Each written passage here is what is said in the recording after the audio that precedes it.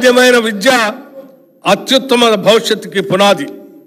A good education is a foundation for better future. ఇది అక్షర సత్యం. రాష్ట్రంలో విద్యా రంగాన్ని మరింత పటిష్టపరిచి బలోపేతం చేసే దిశగా మా ప్రభుత్వం పాఠశాలలు మరియు కళాశాలలో విద్యా ప్రమాణాలను పెంచి వాటికి కావలసిన వసతులు కూడా సమకూరుస్తుంది. మొదటి అడుగుగా పాఠశాలలో ఉన్న ఉపాధ్యాయ ఖాళీలను భర్తీ చేయడానికి నిర్ణయించి ఒకటేసారి 11,062 పోస్టులతో ఒక మెగా డిఎస్సి ఇప్పటికే నోటిఫై చేశాం. దానికి సంబంధించిన పరీక్షలు జూలై 18, 2020 నాడు ప్రారంభమై ఇంకా జరుగుతూనే ఉన్నాయి. దీనివల్ల పాఠశాలలో ఉపాధ్యాయుల సంఖ్య విద్యార్థుల సంఖ్యకు అనుగుణంగా పెరుగుతుంది. నాణ్యమైన విద్య మన ప్రభుత్వ పాఠశాలలో చదివే పేద మధ్యతరగతి విద్యార్థులకి అందుతుంది. గత ప్రభుత్వం విశ్వవిద్యాలయాల స్వయం ప్రతిపత్తిని పూర్తిగా కాలరాసింది. వాటికి చాలా కాలం పూర్తి కాలం వైస్ ఛాన్సలర్స్ నియమించకుండా ఇన్ఛార్జీల నియామకంతో కాలం గడిపింది. దీనివల్ల విశ్వవిద్యాలయాల పాలన మరియు విద్యా వ్యవస్థ అస్తవ్యస్తమైపోయింది. మా ప్రభుత్వం ఇటీవల పూర్తి కాలపు వైస్ ఛాన్సలర్లను నియమించడానికి సెర్చ్ కమిటీలను కూడా నియమించాం. త్వరలోనే ఈ నియామకాలు పూర్తి చేస్తాం.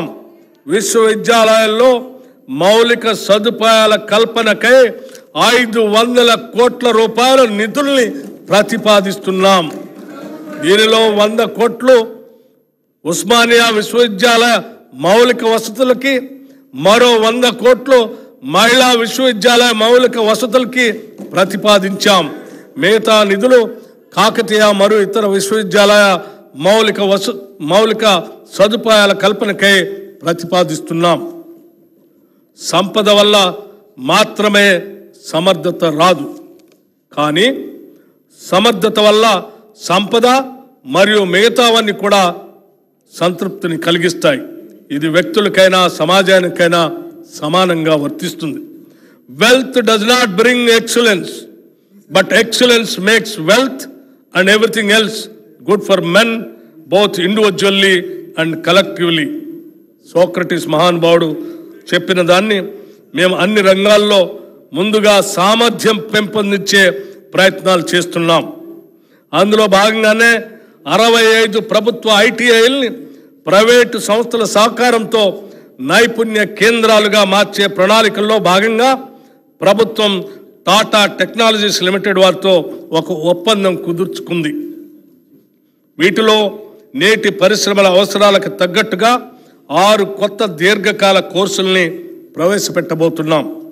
5,860 మంది విద్యార్థులు ప్రతి సంవత్సరం ఈ కోర్సుల్లో శిక్షణ పొందుతారు.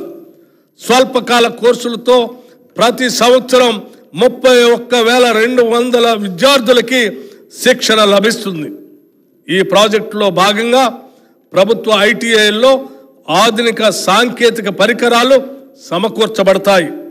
వాటిపై శిక్షణ ఇవ్వటానికి అవసరమైన నిపుణులను టాటా టెక్నాలజీస్ లిమిటెడ్ ద్వారా ఏర్పాటు చేశాం. ఈ నైపుణ్య కేంద్రాలు మన విద్యార్థులకి ఉద్యోగార్థులకి ఎంతో ఉపయోగంగా ఉంటాయి. వీటిలో శిక్షణ పొందిన వారికి ఉపాధి కల్పనలో కూడా టాటా టెక్నాలజీస్ లిమిటెడ్ సహకరిస్తుంది. ఈ ప్రాజెక్టును మల్లెపల్లి ఐటీఐ నుండి గౌరవ ముఖ్యమంత్రి గారు జూన్ నెలలో ప్రారంభించారు.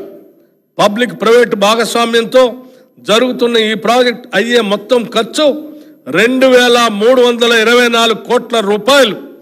దీనిలో ప్రభుత్వం చెల్లించాల్సిన మొత్తం 307.95 కోట్ల రూపాయలు మాత్రమే. మిగిలిన మొత్తాన్ని టాటా సంస్థల వారు వారి సిఎస్ఆర్ కార్యక్రమ నిధుల నుంచి సమకూరుస్తారు. ఈ బడ్జెట్లో ఈ ప్రాజెక్టుకి 300 కోట్ల రూపాయలు ప్రతిపాదిస్తున్నాం. విద్యారంగానికి ఈ బడ్జెట్లో 21,292 కోట్ల రూపాయలు ప్రతిపాదిస్తున్నాం. శాంతి భద్రతలు